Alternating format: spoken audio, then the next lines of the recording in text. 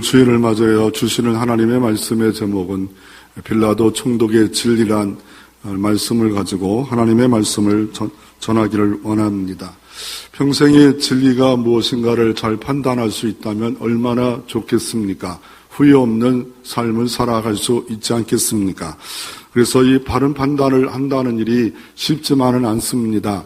역대 쓰나미 최고 높이 탑 10이라는 그 유튜브에 이런 여러 가지 기사와 강의를 들으면 쓰나미가 얼마나 파도가 높이 왔는지 243m까지 파도가 높이 이를 때가 있었다 말합니다. 그러니까 그 쓰나미가 일어났던 인도네시아의 큰 산이 무너질 때 옆에 있는 그 산에 243m까지 물이 튄 것을 보니까 그까지 영향을 미치는 쓰나미가 일어날 수 있다라고 말을 하고 있습니다. 이런 재난 앞에 우리가 순간 어떻게 판단하냐에 따라서 나도 살고 주변도 사는 역사가 일어날 수 있습니다. 또 하나 큰 재난이 2001년 9월 11일 날 미국 무역센터에 있는 테러 사건입니다. 사람들이 어떻게 행동할까 판단이 6분이 걸린답니다. 6분 동안 우왕좌왕하며 이게 뭐야 하면서 결국 6분 만에 판단하고 도피할 수 있었다라고 말을 하고 있습니다. 여러분은 재난 앞에 어떤 판단을 하기를 원합니까? 아니, 그보다 더 중요한 진리 앞에 어떤 판단을 하고 있습니까? 오늘 빌라도 총독의 판단, 진리에 대한 판단이 오늘 본문에 기록되어져 있는 것을 통하여 하나님의 교훈을 얻고자 원합니다. 첫째로 한번 교훈을 얻고자 원하는 것은 빌라도 앞에 끌려간 예수님의 재판 내용이 오늘 본문에 기록되어져 있습니다. 빌라도 앞에 예수님의 재판 내용이 오늘 본문에 기록되어 있는데 먼저 어떤 재판이 있습니까? 이 밤중쯤 되어서 밤에 산헤드린 공의원들이 모여서 유월절이 가까워서 예수님이 죽을 때가 가까웠기 때문에 이 산헤드린 공의원을 하나님이 사용하십니다. 대제사장이 가장 의장으로 있고 가룟 유다가 30냥에 예수님을 팔아서 음모가 절정에 이르는 그 밤에 그 이스라엘 나라 예수님 당시 가장 최고의 재판 또한 정치에 모인 산헤드린 공의회 71명이 모였는데 수장은 대제사장입니다. 모여서 밤에 그것도 예루살렘 성전이 있다면 바로 붙어있는 산헤드린 공의회에서 모이지 않고 바로 대제사장 집 가야바 뜰에서 모여서 예수에 대해서 논합니다. 어떻게 할까? 이거는 죽여야 된다. 라고 결론을 내렸지만 그러나 그 당시에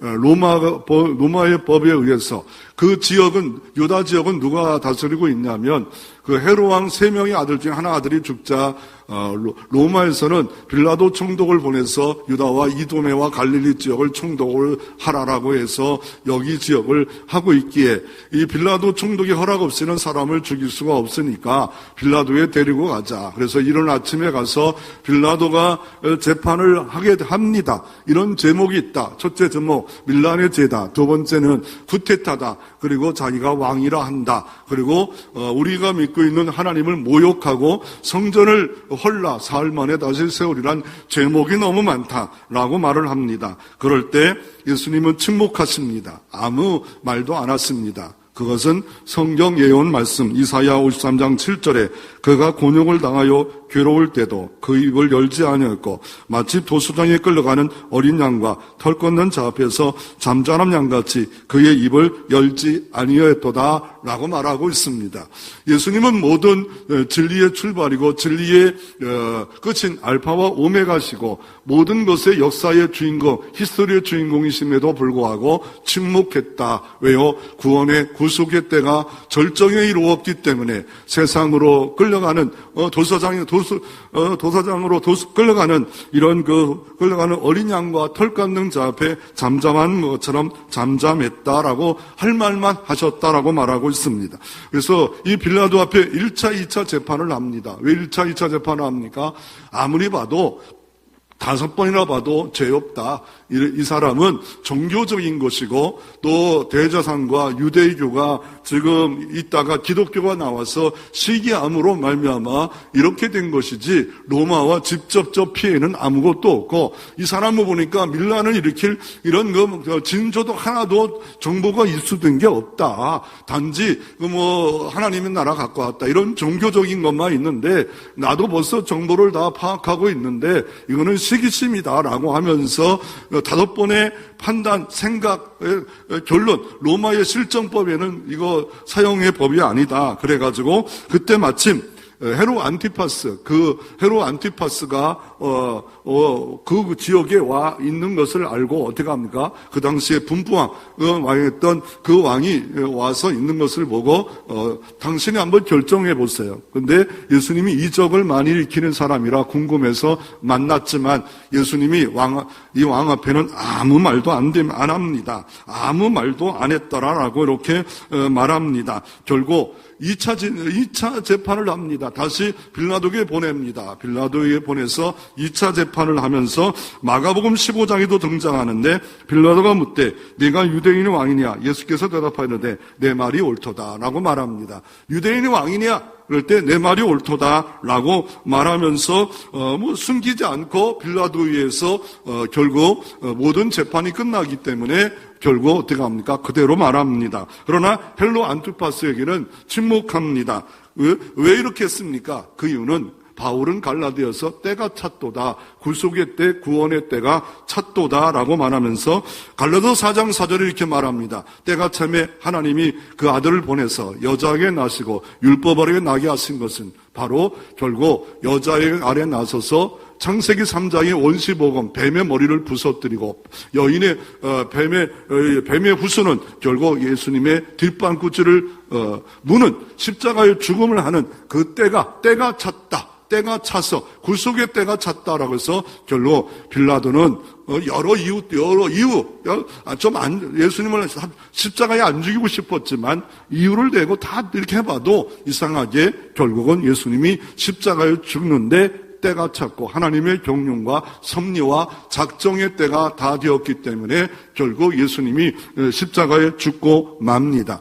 이런 빌라도가 이런 일을 했는데 이 빌라도에 대해서 실제 인물이 아니다고 하지만 그러나 현재 빌라도 보고서가 고고학에서 발견돼서 저 노란 게 빌라도가 자기가 여기 와서 어떻게 했던 거를 황제에게 보낸 보고서가 발견됐습니다. 더 나아가 1900년도에 이스라엘 땅 가이사라 지역, 이 로마 황제의 부대가 있었던 이 총독부가 있었던 가이사라 지역, 해변가에 있는 이 가이사의 지역에 그 지역에 다리를 놓기 위해서 돌을 이렇게 막 챙기다 보니까 땅 속에서 돌 하나가 발견됐는데 그게 뭐냐면 빌라도 칙령입니다. 빌라도가 이곳에 와서 다스렸다는 칙령의 돌에 기록되어져 있어서 실제 빌라도가 실제 이 지역을 다스렸다고 합니다. 그래서 가이사르 성주순례 가면 이 돌이 있습니다. 이 돌이 이렇게 있는데 실제 돌은 이스라엘 박물관에 있고 이렇게 모형으로 갖다 놔서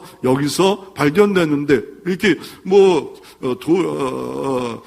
다리를 올라고 돌을 찾다가 돌을 보니까 이 돌은 예수님 당시 빌라도가 이곳에 와서 다스렸다는 돌 비석이었구나. 그래서 지금 실제는 그곳에 있는 그런 일들이 유물로 있습니다. 결국 빌라도는 오늘 본문에 보면 1대1 대화를 합니다. 1대1 대화하면서 어떤 이 기소당하고 재판을 하는 내용이 오늘 본문에 기록되어 있는데 오늘 본문을 다시 한번 보면 33절에 이에 빌라도가 다시 광정에 들어가 재차 2차 재판을 하는 과정이죠. 예수를 불러 이르되 내가 유대인의 왕이냐? 이럴 때 예수께 대답하되 이는 내가 스스로 하는 말이냐? 다른 사람에게 나에 대해서 내게 한 말이냐? 이렇게 묻습니다. 그럴 때 빌라도가 대답하되 내가 유대인이냐? 내 나라 사람과 대제사장들이 너를 넘겼으니 내가 무엇을 하였느냐? 라고 할 때 예수님이 이 놀라운 진리의 말씀을 예수님이 대답해 주십니다. 이 자기가 온 이유의 핵심의 내용이 오늘 본문에 기록되어져 있습니다. 36절 그리고 38절 37절 같이 한번 읽어봅니다. 36절, 37절 한 몫으로 읽습니다. 예수께서 대답하시되 내 나라는 이 세상에 속한 것이 아니라 만일 내 나라가 이 세상에 속한 것이었다면 내 종들이 싸워 나로 유대인들에게 넘겨지지 않게 하였으나 이제 내 나라는 여기에 속한 것이 아니니라. 빌라도가 이르되 그러면 내가 왕이 아니냐. 예수께서 대답하시되 내 말과 같이 내가 왕이니라. 내가 이를 위하여 태어났으며 이를 위하여 세상에 왔나니 곧 진리에 대하여 증언함이라. 물로 진리에 속한 자는 내 음성을 듣느니라 하신대 라고 말합니다. 빌라도가 1대1 대화를 통해서 하시는 내용이 뭡니까? 나라에 대한 이야기를 합니다. 이 세상에 속한 나라냐? 우리가 도대체 듣지도 못하는 나라, 이 세상 나라가 아닌 이 나라에 대해서 말하고 있습니다.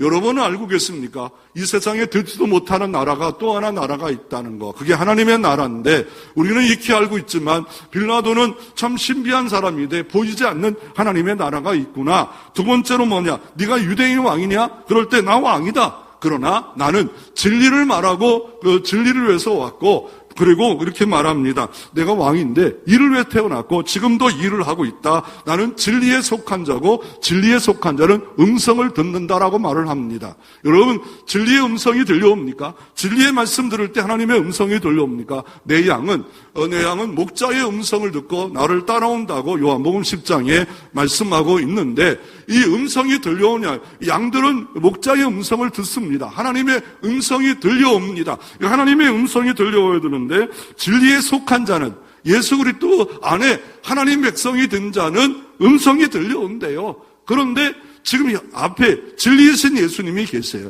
진리의 말씀을 하세요. 예수님 자신이 진리고 진리의 예수님의 말씀에도 진리에 속한 자가 안 되면 진리가 들려오지 않아요. 안타까운 일이죠. 여러분 진리를 아셨습니까? 진리의 음성이 들려옵니까? 그랬더니 빌라도가 똑똑한 사람 아닙니까? 로마의 총독을 일을 맡고 있고 이런 그 똑똑한 사람, 이 사람이 뭐라 말합니까? 그러면 38절 빌라도가 이런 질문을 합니다. 빌라도를 진리가 무엇이냐 하더라 라고 말합니다. 오늘 말씀 제목이 여기 있는 겁니다. 빌라도 총독, 본디오 빌라도 총독의 이 뭡니까? 진리란 무엇이냐? 그 사람이 가지고 있는 진리가 뭐냐? 세상 사람이 가지고 있는 진리가 뭐냐? 여러분의 진리는 뭐냐? 나는 이게 진리다. 진리를 발견했습니까? 진리에 대한 반응이 있습니까? 진리의 음성이 들려오고 있습니까? 진리와 상관없이 살아가고 있습니까? 결국 빌라도는 진리를 상관없이 자기 멋대로 재판을 끝내버립니다. 부당한 일부 압력을 거절하고 소신대로 바른 판단하는 자기 직무에 소신 있게 하지 않았고 결국 일부의 압력, 유대인들 대제사장과 이 사람들의 압력에 따라 재판합니다. 부당한 다수 여론에 따라서 진리를 내어버려 버립니다. 다수가 진리다라고 생각을 하는 이런 모습이겠죠. 이익이 되는 소리를 듣고서 어떻게 합니까? 양심의 소리를 버리고 어떻게 합니까? 결국 빌라도는 요한복음 19장에 보면 사형 언도를 합니다. 그래도 빌라도는 한 번쯤, 두 번쯤, 세 번쯤은 몇 번은 죄 없다고 생각을 합니다. 그래서 어떻게 합니까? 그리고 자기 아내가 꿈자리가 좀 뒤숭숭해. 너 오늘 이상한 무슨 하지 마. 그래서 그 아내의 소리도 있고서 가능하면 예수님을 죽이려 하지 않고 어떻게 합니까? 6월절 전례에 의해서 어떤 일이 벌어집니까? 이 로마 총독부가 호의를 베푸는 게 있었나 봐요. 한 사람의 죽을 죄인을 놓아주는 특사와 같은 그런 일을 하는 그런 전례가 있었나 봐요. 그래서 바라바를 살려놓을래? 예수님을 살려놓을래? 그러지 않으면 나는 적당히 예수님을 뇌를 때리고 채찍에 가죽끈에다가 그거 안에다가 새 조각이나 뼈 조각을 갖고 때리고 더 나아가 어떻게 합니까? 가시면류관 쓰지 않았어요? 왜 가시면류관을 씁니까? 우리의 저주를 다시 찔리고 채찍에 맞아 대신 채찍에 맞으신 주님의 모습을 하기 위해서 그냥 십자가만 달리시면 되는데 채찍에 맞았다는 이사야 53장 5장 그가 찔렸지 않아요? 결국 가시에 찔렸고 창자국에 찔려서 그 모든 것을 이루시기 위해서 예수님은 그냥 사용만 하면 되는데 찔리기도 하고 가시에 찔리기도 하고 채찍에 맞기도 하고 이러면서 결국 어떻게 합니까? 바라바를 살려놓을까? 바라바는 어떤 사람입니까? 이 누가복음에 이렇게 성경에 보면 누가복음 23장 19절에 보면 밀란을 일으킨 자예요. 살인자예요. 그 당시에 열심당원이었던 바리새파 사두개파의 그이에 칼을 차고 다녔던 로마 사람이 앞잡이는 죽이려 했던 그런 앞잡이입니다. 그러니까 로마 사람은 당연히 이 사람을 죽일 자, 이 사람은 로마 입장의 관점으로 보면 마땅히 당연히 죽을 사람이에요. 그러나 유대인들을 보면 자기들을 막 선동하고 막 이게 노마를 이렇게 하는 혁명가고 이렇게 볼 수도 있겠죠. 그래서 예수님의 인기가 절정으로 예수님이 막 예루살렘 입성할 때 옷을 벗어버리고 호산나 호사였던 사람들이 다 외면하고 예수를 죽여라, 바로 죽여라, 십자가에 죽여라 하시면서 이렇게 빌라도의 재판을 촉구합니다. 그래서 어떻게 합니까? 손을 닦으면서 난 죄 없다. 나는 죄가 없다. 분명히 죄 없다고 했는데 너희들의 모든 죄값으로 돌아가라. 결국 유대인들은 AD 70년에 로마에 의해서 완전히 박살나고 죽임당하고 끌려가고 망하는 일들이 있어지는 역사가 있었다고 성경은 그렇게 말하고 있습니다. 그리고 개인의 빌라도도 최후가 뭡니까? 빌라도 최후도 결국 이 사람은 똑똑한 사람이에요. 대단한 사람이야 한 나라를 다스리는 총독으로 왔겠지요. 그런데 들어올 때 로마 깃발을 들고 예루살렘 성전까지 왔다가 미움을 받았고 또 밀란이 일어나자 수많은 사람을 죽여. 왜 밀란이 일어나냐면 물을 끌어올렸는데 돈이 필요하자 성전에 있는 돈 갖고 사용하자 이스라엘 사람들은 성전에 관해서는 목숨을 겁니다. 쿠데타가 일어나자 사마리아 사람 많이 죽여서 학살을 또다시 황제에게 보고해서 너 모든 직무 정지 끝.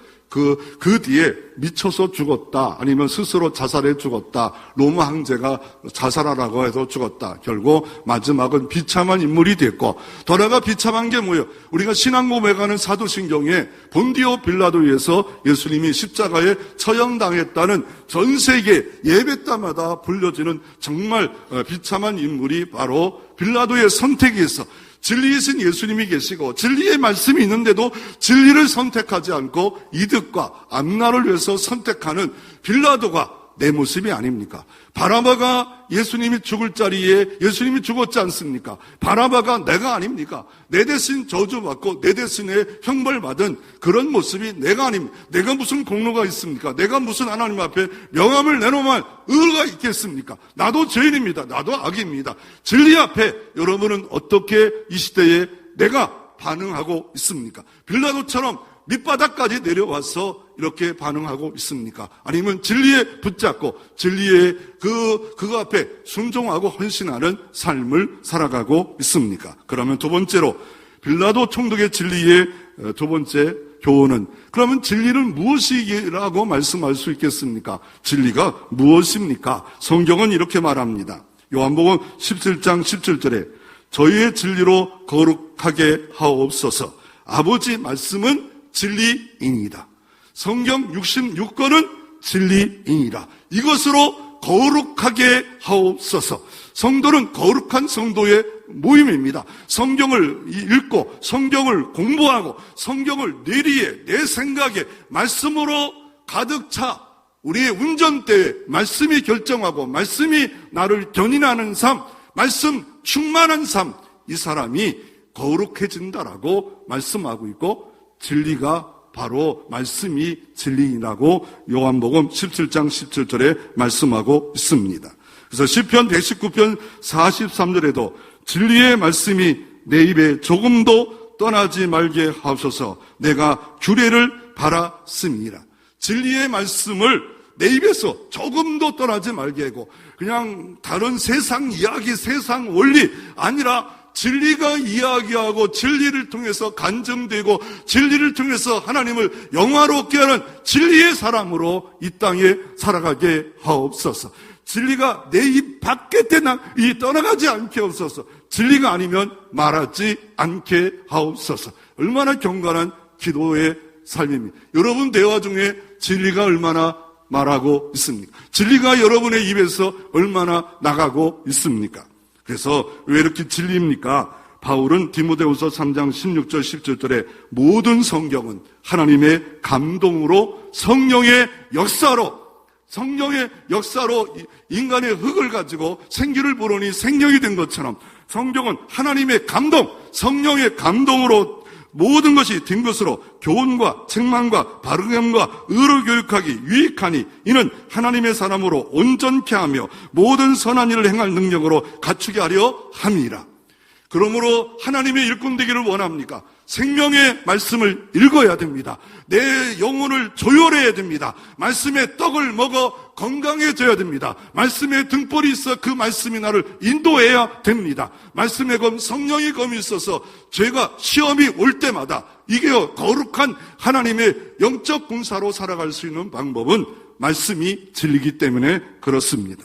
그래서 영적 전투를 할 때 사도 바울은 에베소 6장에 가정생활할 때, 교회생활할 때, 직장생활할 때, 부모와 자식 간에 에베소 6장에 3년만 동안 에베소 지역, 로마의 가장 대표적 도시에 이 도시에서 목회하면서 이 교회 어떻게 하면 하나님의 일꾼으로 설 수 있겠느냐라고 할 때 점심갑주를 취하라라고 말하면서 특별히 진리의 허리띠를 말합니다. 허리띠가 뭡니까? 로마 군인들의 이 허리띠가 여기에 큰 칼, 작은 칼, 모든 무기, 갑주, 모든 걸 묶을 수 있는 완전 무장의 절정, 진리의 허리띠, 이게 모든 무기를 묶고 모든 무기의 가장 중요한 센터 역할을 하는 이 진리.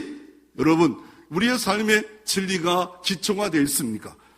진리가 기초가 되어 있냐? 아니면 모래 위에 집을 지은 것처럼 시험이 오고 욕심이 오고 이럴 때 세상 풍파가 오면 무너지는 집입니까? 탕류가 오면, 아니면 진리이신 예수 그리스도, 진리의 말씀 앞에 든든히 모든 것을 세워가는 진리의 허리띠가 여러분에게 있습니다. 세상이 여러분을 짝하고 있습니까? 진리의 허리띠를 갖고 말씀의 검, 성령의 검을 가지고 세상에 나가 영적 군사로서 싸워 이기는 하나님의 백성으로 살아가고 있습니까? 진리의 허리띠에 모든 게 묶여, 기도가 묶여 있습니까? 구원이 묶여 있습니까? 여러분, 믿음이 묶여 있습니까? 진리에 묶여 있지 않은 이 모든 것은 내 생각입니다. 내 판단입니다. 내 경험입니다. 내 기분입니다. 기분 따라 모든 것을 하지 말고 진리 중심으로 진리가 견고히 서서 살 때 우리는 여호수아 1장에 주의 말씀을 자나우나 지추지 말라. 그러면 형통하리라. 평탄케 하리라. 시편 1편에 주야로 말씀을 묵상하는 자는 시조를 쫓아 과실을 맺게 해 주시리라. 이 복과 은혜가 있기를 바랍니다. 그리고 진리의 말씀이 진리이고 더 나아가 성경은 한결까지 또 하나 강조하고 있는 게 진리이신 예수님을 구주로 믿으라라고 합니다. 진리이신 예수님이래요. 예수님이 진리래요. 예수님이 어느 날 예수님이 이 땅에 있다가 떠나간다 합니다. 예수님 가는 곳마다 기적이 일어납니다. 예수님 가는 곳마다 오병이어 기적이 일어납니다. 야, 놀랐습니다. 정말 신기하지 않아요? 놀라워요. 근데 예수님이 떠나간다 합니다. 그럴 때 내가 떠나가겠다. 그럴 때 아니 이 땅에서도 예수님이 가는 길을 모르는데 어떻게 예수님 가는 길을 알 수 있겠습니까? 라고 빌립 사도가 말하니까 예수님이 그 길을 알려줍니다. 요한복음 14장 6절에 예수께 가라사대 내가 곧 길이요 진리요 생명이니 나로 말미암지 않고는 아버지께로 올 자가 없느니라. 세상에 알 수 없는 길이 있다. 그 길은 내가 만든 몸으로 만든 육체로 십자가로 만든 길이요, 내가 곧 유일한 길이요, 내가 유일한 진리다. 세상에 수많은 진리가 있습니다. 철학이 진리라 합니다. 과학이 진리라 합니다. 그러나 변합니다. 영원히 변하지 않는 불멸의 절대 진리, 성경 66권, 예수가 유일한 구원자다. 내가 곧 진리다. 내가 곧 생명이다. 나만이 영원한 생명을 줄 수 있는 유일한 단독자, 예수 이에는 다른 것이 없도다. 라고 빌립 사도에게 말씀했던 이 복음이 여러분 복음 되어지기를 바랍니다. 그리고 그 길을 아는 방법은 요한복음 17장 3절에 이렇게 말합니다. 영생은, 생명은 유일하신 참 하나님과 그게 보내신 예수를 아는 것이니라. 영생은 다른 게 아니라 유일하신 참 하나님이 다 이 시대 포스트모더니 혼합주의라 다양한 하나님이 아닙니다. 에큐메니컬 일치가 된다고 해서 하나님을 다양한 하나님을 믿으면 안 됩니다. 유일하신 참 하나님과 그가 보내신 자 하나님이 보내셨어요. 어떻게? 독생자 예수 그리스도를 보내신 것을 아는 거예요. 지식적으로 알지 않고 내 마음으로 예수는 주님이십니다. 예수는 살아계신 하나님의 아들입니다. 예수는 나의 구주십니다. 이 진정한 알을 통하여 여러분에게 영생이 허락된 줄로 믿으시기를 바랍니다. 그래서 주님은 이 진리에 대해서 더 놀라운 일은 진리를 알지니 진리가 너희를 어떻게 한다고요? 자유롭게 하리라. 진리에 붙들면 진리를 알게 되면 너희를 죽음에서 두려움에서 의심에서 문제에서 시험에서 자유롭게 하리라. 진정한 은혜의 종이 됐어. 나는 영생의 종이 됐어요. 천국의 종이 됐어요. 그래서 어떻습니까? 이 땅의 모든 것에 자유로운 종들이 되고 그리고 고린도서 3장에 주의 영이 있는 곳에 자유롭게 하니라. 주의 영이 있는 곳에 진리가 나를 붙들게 하고 진리 속으로 들어가게 하고 결국은 어떻게 합니까? 나를 자유롭게 합니다. 이 자유의 종들이 여러분 경험되고 체험되어지기를 바랍니다. 자유롭게 살지 못했던 사람이 한 분을 소개를 원하는데 진살도포 백작입니다. 풍랑이 오면 두렵고 맞죠. 그러나 모라비 온 교도는 풍랑이 와도 두렵지 않고 찬양하는데 왜 그렇게 했을까? 그러다가 어느 날 이 그림을 봅니다. 에케 호모 이 사람을 보라 라고 하는 요한복음 19장 5절에 빌라도가 이 사람을 보라라는 그림인데 요한복음 19장 5장의 그림입니다. 그 그림을 보는 순간에 저 사람은 누구냐? 예수님이다. 우리들의 죄 때문에 죽으신 주님이다. 그 밑에 이런 글이 있습니다. 내 너를 위하여 몸버리어 피 흘려 죽었건만 넌 나를 위하여 무엇하느냐. 부재가 있었음. 그때 확 돌아버렸어요. 진리 예수님 만났어. 야, 그렇구나. 내가 백작이고 부자가 중요한 게 아니라 진리를 알았고 진리신 예수 그리스도를 복음을 증거하자. 선교를 하는 위대한 그 백작으로서 근대 선교의 큰 일을 핵을 돋는 진센도포 백작이 되어지는 역사가 이루어졌습니다. 이 그림을 보면서 또 한 사람이 프랑스에 있었던 프랑스 니보리엔 하버걸이라는 여인이 이 그림을 딱 보니까 이 그림을 보면서 부제를 보면서 내 너를 위하여 몸버리어 피 흘려 죽었건만 넌 나를 위하여 무엇하느냐. 찬송가 311장 작사 작곡하는 역사가 이루어졌던 것이 이 그림을 보라 라고 할 때 그림이신 그 그림을 봐서 그게 아니라 에케 오머 이 사람을 보라. 예수를 보라.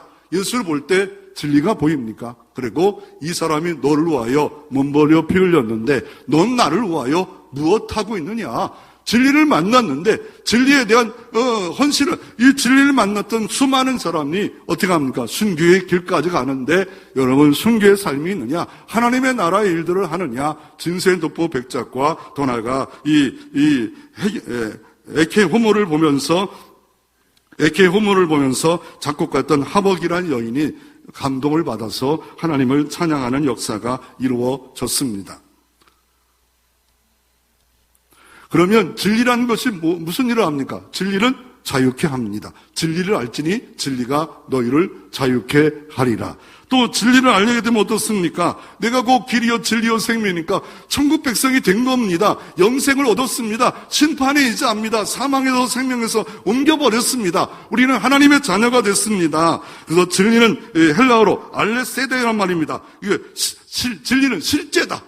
이게 가짜가 아니라는 거예요. 진리가 실제라는 거예요. 진리가 실제인데 빌라도는 실제이신 예수 그리스도 앞에 두고 실제이신 예수 그리스도의 음성을 들어도 진리를 못 만났습니다.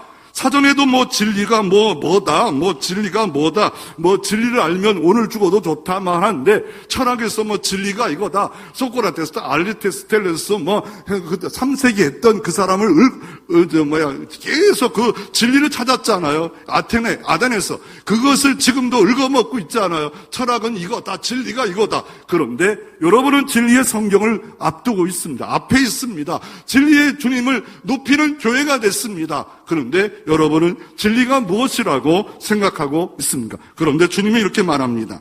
진리가 그 진리의 음성이 들려와야 되는데 어떤 사람에게 진리의 음성이 들려옵니까?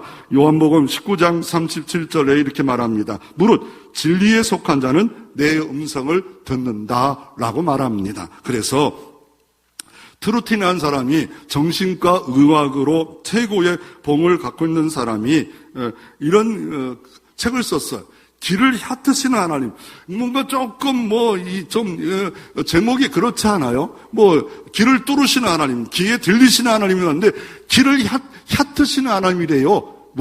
하나님은 진짜 내 귀에 예수가 진리다, 예수가 길이다를 들려주기 원하셔서 귀 가까이 자녀에게 이것 좀 제발 좀 정신 차리고 이것 좀 제발 좀 알아라 하면서 친근하게 귓구멍에도 말하는 것처럼 길을 얕으시며 하나님이 찾아와 내가 진리다, 내가 생명이다, 내가 구원이다, 너 자꾸 다른 데 찾지 말라 하시면서 이렇게 말하고 있고, 그래서 그분은 정신과 의사의 대가인데 이렇게 말합니다. 목사이며 시인이면서 정신과 의사의 대가면서 이렇게 말합니다. 하나님 만남이 최고의 만남이고, 그는 이렇게 말합니다. 귀 있는 자는 들을지어다고 마태복음 11장 15. 귀가 없는 자가 어디 있어요? 다 귀가 없는 자가 없는데 성령이 하시는 음성을 들을지어다.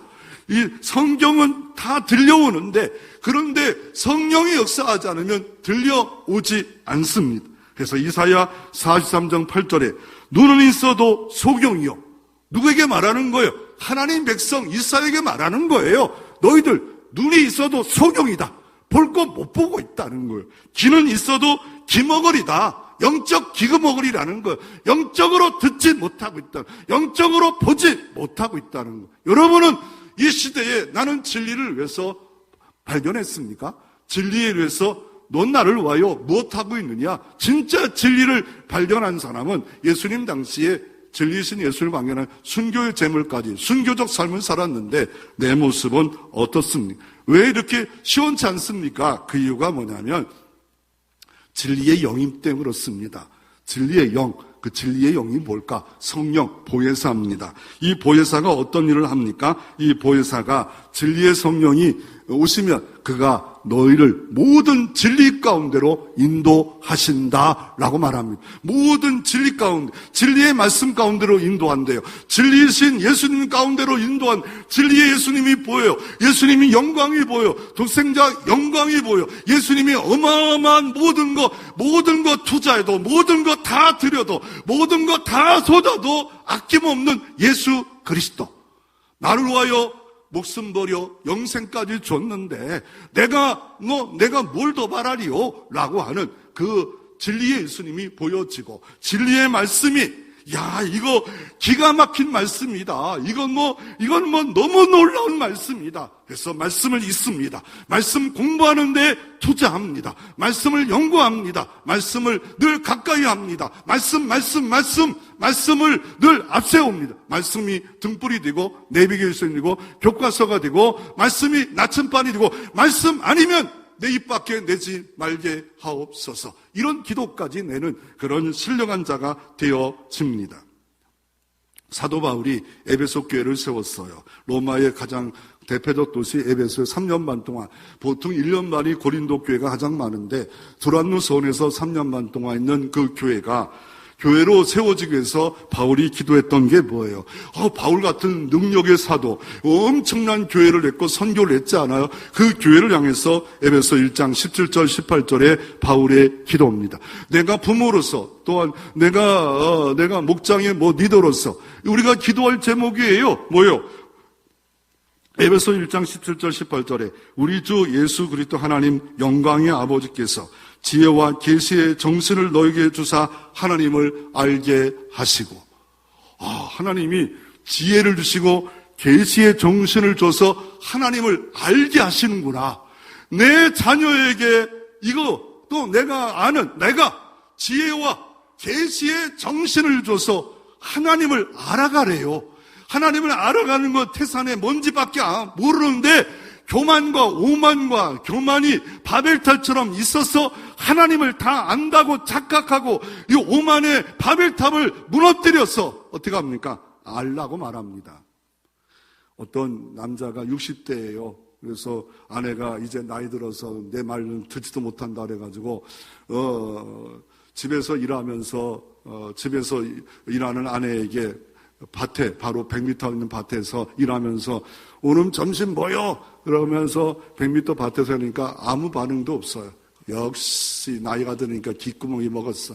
그래가지고 50m 와서 또 말하면 오늘 점심 뭐요? 그랬더니 대답이 없어요. 그리고 10m 와서 또 말했더니 오늘 점심 뭐요? 대답이 없어. 앞에 두고 딱 앞에 두고 말하면 오늘 점심 뭐요? 그랬더니 이 문둥이야 4번 말했다. 이 문둥이야 벌써 귓구멍은 어디다 쳐먹었냐? 지가라면 안 되죠. 네. 자기가 문제가 있는 걸 모르고 다른 사람이 문제가 있는 것처럼 우리가 살고 있다. 진리의 성령님 구하고 찾고 두드리면 성령을 주시지 않겠느냐. 그래서 금요일 기도하는 거예요. 그래서 새벽을 깨우는 거예요. 성령이여 오시옵소서. 진리의 성령이 진리 가운데로 인도하시고 진리의 예수님을 보게 하시고 진리의 성경을 알게 하시고, 바울이 또 한 번 기도해야죠. 에베소 교회에서 하나님의 사랑을 아는데 더 넓혀 주시옵소서. 이만큼 아는 것으로 끝나지 않게 하시고 알게 해주셔서 가정생활, 교회생활, 직장생활, 부모와 자식 간의 생활, 그래서 결국은 이 모든 일에 진리로 허리띠를 띠고 우리가 하나님의 일을 감당할 때 오직 성령의 충만을 받아라. 이는 방탕한 것이 아니라, 방탕하지 않으려면 오직 성령의 충만을 받을 때 진리의 영이 진리 가운데로 인도해 주십니다. 진리가 가득한 예배, 기도하는 일꾼들, 중직자들이 기도하며 기도의 자리에 파수하는 교회, 진리의 성령이 임하고, 내가 힘들어서 어려워서 복잡해서 오기 어느 그래도 내가 이 교회의 일꾼이다. 그러면 기도 자리만큼은 내가 사수하자. 그리고 집에서 어디 곳에나 기도하자. 기도할 때 진리의 영이 임해서 우리 교회가 더욱 든든히 서가는 역사가 이루어질 줄로 믿으시기를 바랍니다. 결국 진리가 무너지지 않았습니까?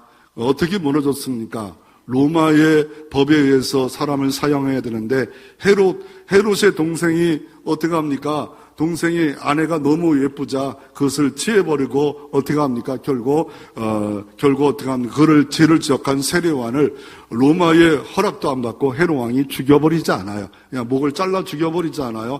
더 나아가 예수님도 빌라도가 또 결국 이 진리가 아닌데 자기가 세상 봐도 진리가 아니에요. 그런데 양심의 소리가 있음에도 불구하고 그는 세상 진리도 없애버려요. 스데반 싸움도 마찬가지예요. 결국 바울이 돌로 쳐 죽였잖아요. 자기가 죽일 자리가 아니에요. 근데 막 예수님은 구세주다 막 그냥 설교하니까 이게 막 이마가 열리고 뚜껑이 열려서 눈에 보여 분노가 충만해가지고 돌에 로마법에 의해서 죽여야 되는데 스데반 사님을 바울 사도가 죽였잖아. 그러나 하나님은 반전시켜 역전시켜 흩어지는 사람이 스데반 사람이 흩어지는 사람이 되어서 예루살렘만 모였던 교회가 온 유대와 사마리아 땅끝가 이루어 증인되어 역전시키고 반전시키는 역사가 이루어졌습니다.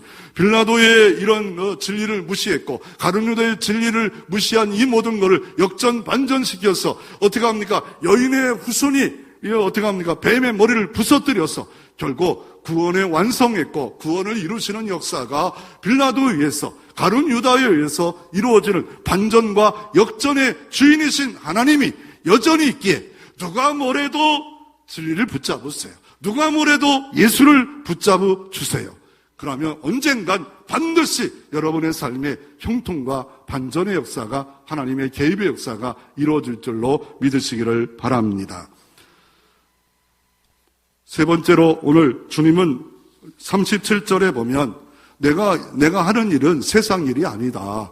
너희들의 밀란 죄가 없다 하면서 예수님 말씀한 게 뭡니까? 하나님 나라의 왕이다라고 말합니다. 그리고 하나님의 나라의 왕이고 나는 진리를 얘기하는 거다. 세상 법, 로마 법, 유대인의 법, 이런 게 아니다. 진리를 전파하고 진리를 전하고 진리 안에 속한 자는 내 음성을 들어 따라오는 그런 왕이다라고 말한 그런 사람 그 당시에도 없겠어요? 많았죠. 교주도 있었고 수많은 이런 종교를 갖고 있는 사람도 많았겠죠. 그러면 그 나라가 어떻게 이루어졌습니까? 그 나라가 하나님이 모든 천지창조하고 창세기 2장 1절에 다 이루었다고 말합니다. 다 이루셨습니다. 모든 창조를 다 이루셨습니다. 모든 만물을 다 만드시고 창세기 2장 1절에 다 이루었도다라고 말합니다. 또 다 이루었다고 말합니다. 여기서부터 천국이 시작합니다. 아담과 하와가 죄를 범해서 영원히 멸망받을 수밖에 없고 죄의 형벌은 사망이었지만 예수님이 다 이루었도다. 테텔레스타이, 죄값을 치루었다는 거예요. 죄 형벌을 치루었다는 거예요. 누가? 자기가 죽음으로, 자기 온몸으로 모든 저주와 진노를 다 감당하시고 다 이루었다. 다 값을 치루었다. 그래서 빼앗겼던 그 신락원을, 복락원을, 에덴을 다시 찾아 너에게 주는데 둘째 아담 예수 그리스도가 십자가에 못 박혀 죽으심으로 말미암아 마지막 선언 다 이루었도다. 율법의 죄값을 다 이루었도다. 너의 모든 형벌을 다 이루었도다. 바로 천국 시작을 주님의 몸을 통하여 시작을 했습니다. 이게 이미 온 천국입니다. 이미 와서 온 천국을 주님이 이루셨고 믿는 자마다 천국이 여기 있다 저기 있다 하지 마라. 내 속에 바로 천국이 있고 그 천국은 의와 희락과 평강이 있는 나라라고 말하고 있습니다. 그런데 또 한 번 요한계시록 26절에 다 이루었도다. 또 한 번 말씀합니다. 마지막 새하늘 새 땅 그 모든 심판 다 끝나라고 다 이루었도다. 완성된 하나님의 나라, 완성된 천국을 말합니다. 이거는 아직 오지 않은 하나님의 나라가 있음을 말하고 있습니다. 주님은 이 땅의 왕이 아닌가요? 왕 맞아요. 전 세계 왕은 맞아요. 그러나 세상적인 그런 왕이 아니라 하나님의 나라의 왕. 세상 제국주의, 지금 제국이 미국이 제국이 가장 세다고 하잖아요. 그런데 로마 제국, 바벨론 제국, 애국 제국, 아수르 제국 다 멸망입니다. 멸망하지만 영원한 나라는 하나님 나라밖에 없습니다. 그 나라를 아브라함 때부터 오실 예수를 믿었고 온 예수를 믿고 다 이루셨고 천국을 이루었고 우리가 할 일은 천국 진리를 증거하는 센터로 교회를 세웠기에 천국 진리를 전하여 새 생명이 나타나는 역사, 그 역사를 꿈꾸고 다음 주에 할 것입니다. 이 진리의 전달자가 다 되시기를 바랍니다. 그러면 로마 제국과 하나님의 나라의 차이는 뭡니까? 로마 제국은 팍스 로마입니다. 문제가 있는 곳에 가서 죽여놓고 평화로 왔다. 이게 평화다. 로마가 통치하면 평화가 온다. 죽여놓고 평화입니다. 그러나 예수님은 죽으시고 우리에게 평화를 이루어 주셨습니다. 원수 되었을 때, 죄인 되었을 때 주님은 죽으셨습니다. 그래서 요한복음 12장 이렇게 말합니다. 31절에 이제 이 세상에 대해 심판이 이르렀으니 이 세상의 임금이 쫓겨나니라. 내가 땅에서 십자가에 들리면 모든 사람을 내게로 이끌게 하시니 이렇게 말씀하시면 자기가 어떤 죽음으로 죽을 것을 보이심이라. 예수님은 죽음으로 우리의 모든 죄의 죄물 드셔서 대속하시고 속량하신 주님을 통하여 하나님의 나라가 이루어 주신 나라입니다. 그분이 주인이기 때문에 우리도 이 그리스도의 사랑과 섬김으로써 진리의 복음만을 증거하며 진리의 성령이 역사하도록 기도하며 하나님 의지할 때 하나님의 나라가 여러분을 통해서도 이루어지기를 바랍니다. 그래서 팀 켈러는 미국의 유명한 목회자는 이 십자가를, 이 죽음을 왕의 십자가다. 왕은 십자가에 죽으면 안 됩니다. 그런데 왕이 십자가에 달렸는데 어떻게 달렸습니까? 요한복음 19장 20절 21절 한번 성경을 찾아서 한번 읽어보기를 원합니다. 요한복음 19장 20절 21절 이제 예수님이 십자가에 처형당하는 장면이 등장하는데 19장 20절, 21절 같이 한번 읽습니다. 예수께서 못 박히신 곳에 성에서 가까운 고로 많은 유대인이 입회를 잇는데 히브리어와 로마와 헬라말로 가르되었더라. 유대인들 대사장들이 빌라도에 이르되 유대인 왕이라 쓰지 말고 자칭 유대인 왕이라 쓰라 하니 수많은 사람들이 예수님을 십자가를 목격합니다. 그리고 예수님이 십자가 처형당할 때 시장을 통해서 14군데를 통과해서 골고다 언덕까지 갑니다. 왜요? 이렇게 밀란이 일어나는 사람들은 이런 죄의 형벌을 보고 다시는 우리를 대항하지 말라 해서 십자가 지고 이렇게 가게 하지 않아요. 그리고 마지막 십자가 형틀에다가 뭘 달았냐면 이 신비하게 헬라어로 또 그 당시의 언어, 로마 언어, 라틴어, 히브리어, 성경 언어까지 다 기록되어서 어떻게 빌라도가 이렇게 쓰라 합니다. 뭐 다른 사람과 이렇게 쓰라고 하지 한 사람은 별로 없었을지도 모릅니다. 이렇게 쓰라 합니다. 유대인의 왕이었다. 예, 예수님은 다윗의 혈통으로 온 유대인의 왕으로 이 땅에 오셨습니다. 빌라도가 이렇게 제목을 하지만 실제로 많은 사람들이 믿음만 있다면, 영화만 열렸다면 저분은 진짜 유대인의 왕으로 오셨군요. 우리의 저주와 진노를 받아서 이사야 53장 5절에 그가 채찍에 맞았고 그가 징계를 맞으면 우리가 나음을 얻었고 구원을 이루신 메시아 그리스도로 이 땅에 오셨군요. 빌라도 의해서 도리어 사용될 때 대사장이 말하면 이렇게 하지 마라. 자칭 유대인의 왕이라고 해달라. 안 된다.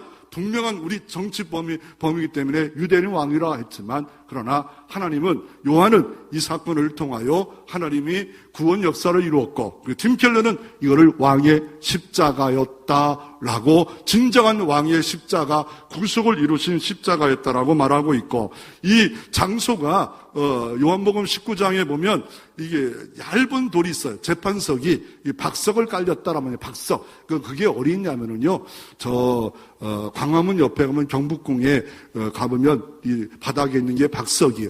재판석이 있는 장소를 의미하기 위해서 박석 위에 빌라도가 앉았다라. 그 박석이 특별한 의미는 아니에요. 재판석이 정당하게 모든 재판을 빌라도가 마지막으로 했다는 그런 의미에는 의미는 없어요. 그러나 고고학적으로 보면 지금도 이 안토니아 요새의 재판석이 지금도 유물로 있다는 거, 거기가 여기가 빌라도의 재판석이었구나라고 말할 수 있습니다. 그러면 우리가 할 일은 뭡니까? 어느 날 베드로가 말합니다. 베드로가 나는 이렇게 십자가 지고 간다면 다른 사람들은 어떻게 되겠습니까? 너는 나를 따라라 하시면서 다른 사람들은 다른 사람 할 일 할 것이다라고 말하고 있습니다. 우리가 할 일은 뭡니까? 내가 할 일은 뭡니까? 다른 사람 뭐라고 하지 마세요. 진리가 왜곡되고 시험 들어서 뭐 어쩌고 하는 사람은 하지 말고 내가 정말 진리를 붙잡고 있는 하나님 나라를 아는 자, 진리의 음성을 듣는 자라면 진리에 대해서 반응을, 헌신을 어떻게 다른 사람 상관하지 마세요.